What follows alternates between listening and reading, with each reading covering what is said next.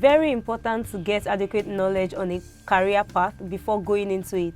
And one way to do that is to be guided by professionals who are already practicing in that area. On Catch Them Young, we expose teenagers and young adults to practicing professionals who will guide them in the choice of a career.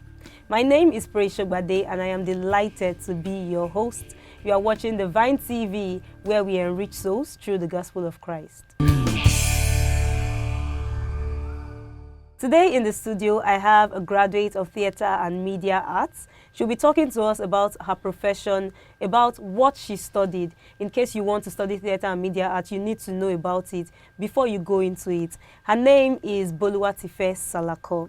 Thank you very much for being on this show. Yeah, you're welcome. Thank you very much. All right. I want us to talk about what you studied in school, theatre and media arts. Just give us a background information on what the course is all about. Theatre and media arts. Especially, let me start from theatre. Theatre is when you entertain people. Like this we are doing is also theatre. Most especially, let me say our Nollywood actress, Bollywood actress, they are theatre. They entertain us. The form of entertaining people. You educate them with theatre, using what's happening in our society to entertain people, to enlighten people, to make them know what is going on. And media arts.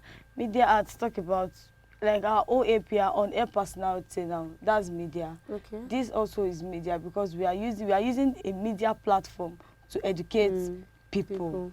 Yes. So it's more like you are doing mass communication and theatre at the same time. At the same time. Yes. So does it mean you have to practice a particular aspect? Because it's more like you are going to the university to study mass communication, where we have where you can have your profession in the media, and then you can also have your profession as an actor. So do you necessarily have to choose a particular aspect? Is there a point in the university where you have to specialize? Exactly. Thank you for that question. Firstly, the thing is, when you gain admission as a theatre and media arts student, firstly, they'll enlighten you on both aspects. Being your 100 level, 200 level. Then when you get to 300 level, right from 200 level second semester, they'll ask you, where do you want to major? Then you choose either you want to major in acting, cinematography, like it has so many branches, director, script writing, dancing, like several. Like I think it's amazing that they provide you with options so that, you know, when you learn everything, people say jack of all trades, master of none. When you learn everything, it's more like you are here and there, even though it gives you an opportunity to choose whatever you want to do part-time. But I think that the fact that they let you specialize would give you in-depth knowledge of a particular. So would you like to run us through the branches? You mentioned cinematography, would you like to just speak more on each of those things, at least to an extent, so that our audience would have good understanding of what they're going into? Okay, thank you. First of all, acting. Acting is when, like, when you're acting to people, when you're depicting a character to people, like our Nollywood actors and actresses now. When we act like a thief, when we act like, some people act like Jesus, some people act like the mother, the father, they are depicting a character. You just interpret roles. Interpreting roles to people. That is taking your own character off and putting on that of another and expressing it to people. And also cinematography, that is cinema. You handle the cameras while in a show, while acting, in the process of acting, script writing, particular film. You are the one that will script it out. You're the one that writes it. You give them lines. You're responsible for bringing the story. Yes, bringing the story. Exactly, bringing the story. And dancing. Some people major in dance. That is just what they want to do. And that's part of theatre arts. That's part of theatre arts. Wow. So I just want to dance. I want to be a dance instructor. Okay. Yes, you originate dance. Okay. Yes. So for people out there who want to major in dancing, but you know, it's quite interesting that you can't really tell an African parent you want to be a dancer. Yes. But I think the fact that you can have a background in theatre arts and go into dancing as a profession makes it a more interesting, you know, you can just tell your mom you want to be a dancer, but she says no. But you tell her I want to study theatre arts, and she would agree to it, he or she would agree to your your father or your mother would agree to it, because they don't really understand that dancing can be taken as a profession. So I'm really glad you mentioned that there are a lot of people watching right now who probably want to be dancers but have been discouraged because dancing can't be studied. They think that it can't really be studied in the university. So you can go for theater arts. If you want to be a dancer, you can go for theater and media arts and then become a dancer, right? Yes. Okay, so you mentioned script writing. Yes. Is there a difference between those who bring out a storyline and those who write it? I understand that some people just have ideas for a show, ideas for a story. They just come to you and tell you, this is what I have in my head, and then someone, is it possible that the script writer is not the one who originated a particular story? Yes, it is very, very possible. How so? Very, very possible. I might be this kind of person that I know how to express myself with story. I might just see something. Maybe I'm just going along the street and a little thing just happened. I'm like, this would be a very, very good. Okay. This is a very, very good story. Let me put more life into the story. Okay. Then you can put it down. Then you look for a very, very good script writer. Tell them, I have this story. How do you think we can put this out? How do you think we can work this out? Then it is now the script writer that will take the story, and now each story has different character. Then the script writer should be able to give lines to each actor on that. Okay. To each character. Yes. So does it mean that you don't necessarily have to study theater arts to be able to come up with stories? Yes, yes. So anybody can have a particular story, but in order to know how to go about it, you need somebody who is experienced in theater arts, script writing, and all that. All right, beautiful. I just needed to understand that, because I'm sure that there are a lot of creative people out there, and things happen every day. So there are a lot of people who see stories, but they feel that I'm not into this field. So stories die every day. So I'm glad that you have given enlightenment on that aspect. So if you're out there and you have a storyline, for example, you have seen something that you want to be interpreted by characters, by actors and actresses, you can reach out to a script writer and we can have your story on TV, for example. All right, thank you very much. So one more question I'd like to ask is, what would they have to take seriously? Because we have teenagers watching, and they are yet to choose a career. So if they want to go into theater and media arts, what subjects, for example, would they have to take seriously in secondary school, and what things would they need to understand before going into the university? Okay. Firstly, you have to take literature, most especially literature in English, very, very, because that literature in English, that is what theater is all about. Yes. That is what theater is all about. There are some stories that throughout the story you might not even understand the English. They use idioms throughout. They interpret with using idiom language. And if you're not good in literature in English, you might not be able to understand what that story is all about. You might not be able to break it down, what the story is all about. And also English language. Yes, you have to be good in English language. You have to be fluent in English, because that's the only way you can express yourself. Though there are other languages, but I think English language for a start. All right. Thank you very much. So aside, there are people who do Yoruba movies. There are people who do Hausa movies. Is there a point in school where they have these sections where, okay, for those who want to do Yoruba, all you need is knowledge in theater arts and understanding of the language? Is there a point where you study acting in the Yoruba field, or you just need the general knowledge and then decide after you are done?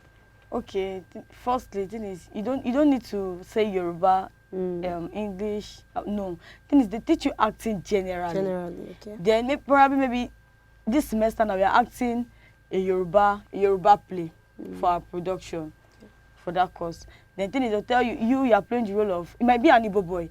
You are playing the role of Akonji, you are playing the role of Shola, you are playing the role of... Then you need to go to that, you take that play, you take that script rather. Okay. Then you learn it, you memorize the language, you put yourself in the shoes of that Shola, even if you are not Shola, then you express yourself. That's why it's acting. Yes, that is why it's acting. Then you express yourself. Then if you say, I'm expressing myself, but I'm still having some little... Though in school, they don't give one person a particular character. At least they give about 2 to 3 students, that same character, then they choose the best. Okay. They choose the best, but at least when even if you are not the best, but you putting yourself into that character, that's another knowledge for you. Okay. You can see another opportunity might come for you to play even that same play and that same character. Then you just slot yourself in. The next person might be an Hausa, then you have to go and learn that Hausa.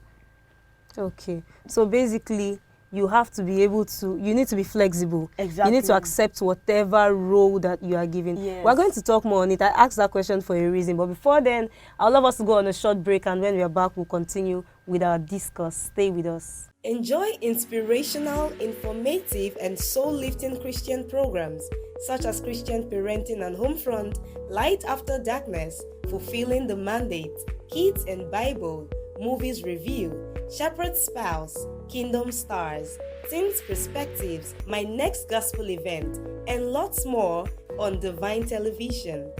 Download Divine TV mobile app on Google Play Store or watch on our YouTube channel.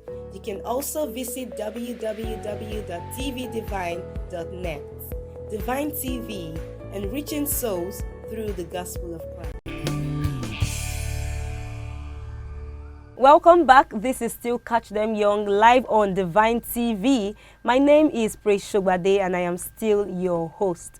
We still have in the studio Boluwatife Salako talking to us about theatre and media arts, all that it entails, the challenges, the prospects, the career opportunities. And before we went on a break, we were talking about the language aspect of theatre arts. And then you mentioned that those who want to go for the profession have to be flexible because you'll be given any role at any time. Even after coming out of the university, you are trained to take on whatever role you are given, right? Yes.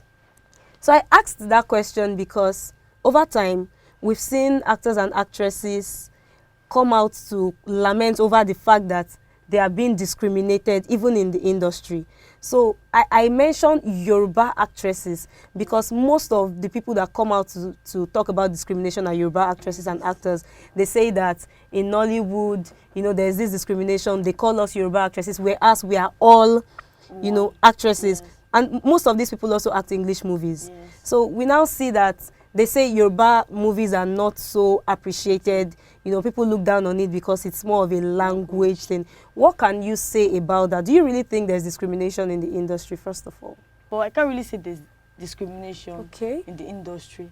But first of all, if the director or producer give you a role to play and you can't present the role the way they want it to be, if you're not putting your best, you might be putting your best, but they still want you to put in that effort. There's a way they want it to be. They want that taste, but you're not giving them that.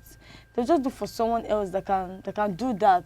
And also some, you know, at times when you speak a particular language for a period of time, your tongue just starts diverting, and there's some people now, for example, now, like Odunlade now, if he wants to play an English movie, the people don't really feel its vibes there. At times he makes mistake. Even if he does not make mistake, they're like, he can't speak Yoruba, he's not fluent, he can't speak English, he's not fluent in English. Because of his background in Yoruba movies. But once he's in that Yoruba movie, you don't need to see him acting. Once his name is written on it, you're already in love with the movie.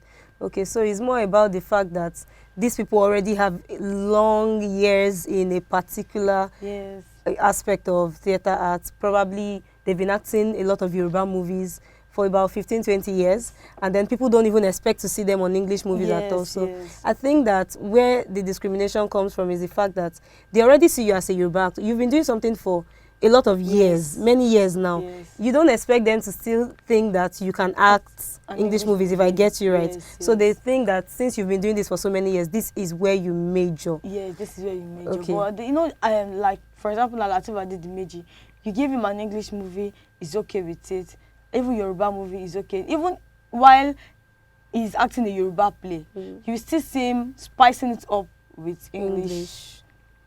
All right. Thank you very much. I would love you to address teenagers and young adults watching this show right now and talk to them about the skills that they need to really succeed in theatre and media arts. I mean, you probably did not have people talking to you about theatre and media arts, so you probably had to learn these things from school. But before then, let's talk about your course? Did you always want to study it? Actually, when I was growing up, as then I used to say I want to be a doctor. But as fate will have it, you get to, like when I was in SS3, I just started developing that love to be an actress, to be on TV. Then I got the job form and everything, and I just slot in that course. Nobody asked me to. Even when I was in school, people asked me, "Did you choose this theater media arts or they dash you?"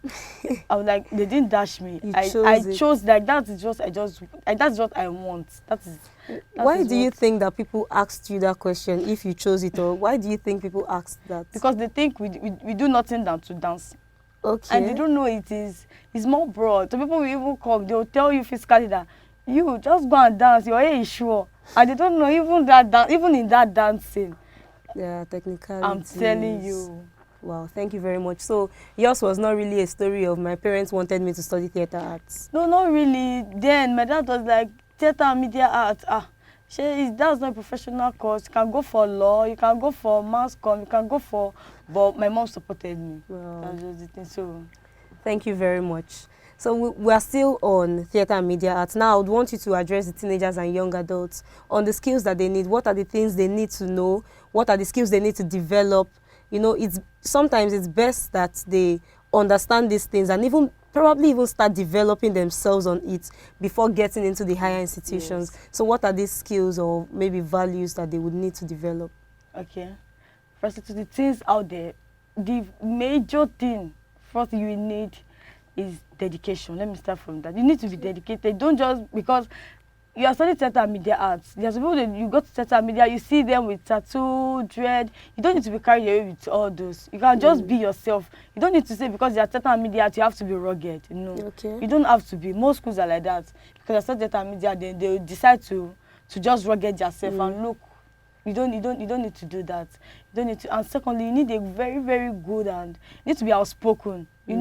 Your voice needs to be loud, because though they are in acting too, there are screen plays and there are stage plays. Stage plays, that is, you'll be live on stage. People will come and watch you. And the screen movie that one we watch on TV and all. But for the stage play, you need to be outspoken. Your voice needs to be loud.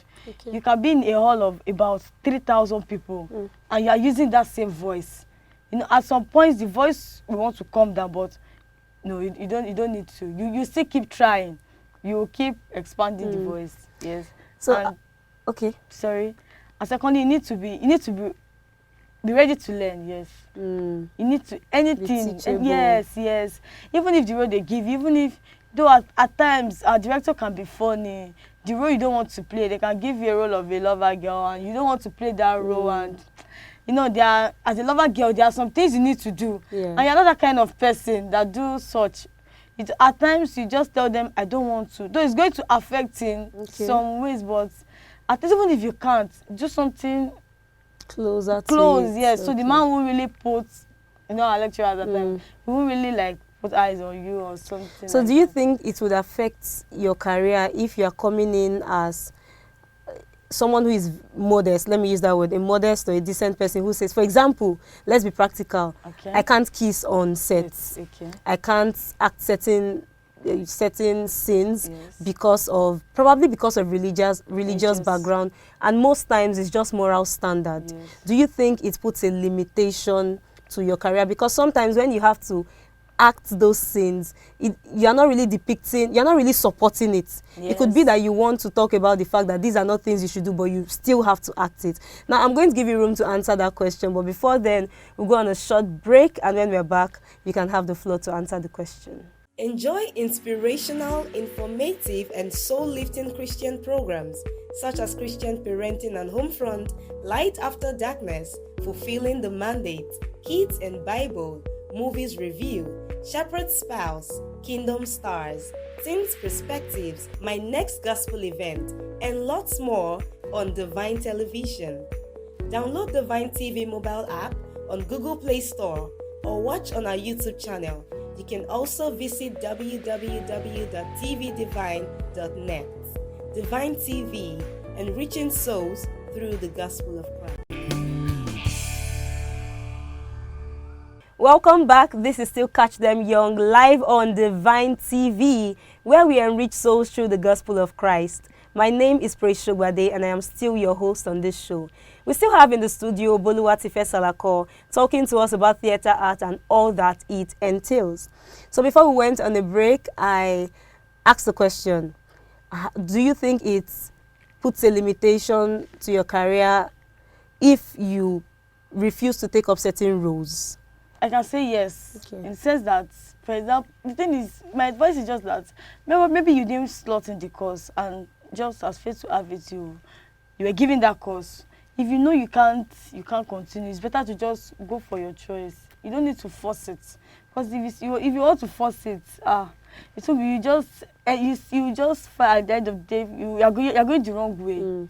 But you know, there are people who are actually passionate about theatre art. Yes. They really want to act, Yes. but they do not want to act That certain roles. So you are saying it can limit their career. It can, because if you talk to your director that sir, this role, I don't want this role, and for that semester, that's what you need to do to get your grade. And at the okay, I'm giving a role, a major role, to act as a lover girl, and I can't act as a lover girl. I'm not the type. I'm not the type that act, but I'm beautiful. I have a natural beauty. They want someone beautiful with a tiny voice, someone looking cool for and that. You have all it takes. But I don't have that charisma to be a lover girl. And the man is that as an actor, you need to take off your role, your own personality, and take that role of that lover girl. And you explain to him. At some point, you may not want to understand, because you're in school, you have to learn. So you need to learn that role. And if you are, at the end of the day, do not work on that role and get the best, it might just limit your grade.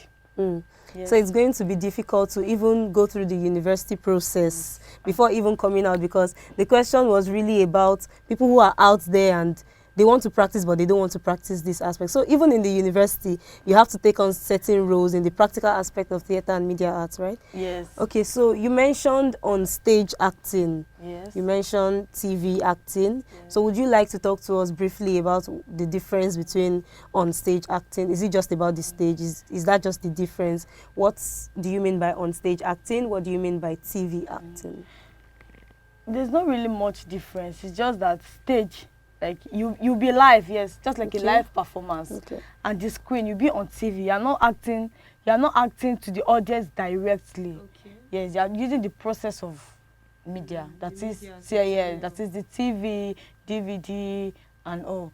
But live performance, that is the stage performance, is more tasking than the screen. Yes. There's no editing. There's immediately someone is going, immediately one actor is going, and your lines must be accurate. Very, very accurate. You need to, like, though there are prompters, that is leading people that stay at the back of the stage and just tell them once you're about to forget. We are not computers, we are not robots. They just hit you, and your ears need to be sharp. Very, very sharp. Very, very sharp. So you need to, at some point, you might want to skip, but even if you are skipping, there's something they call improvise.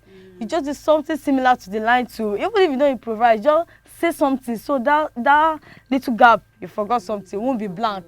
And people, audience, because there are some audience, you might think they don't know what we are doing, and they are. Exactly. All right, thank you so much.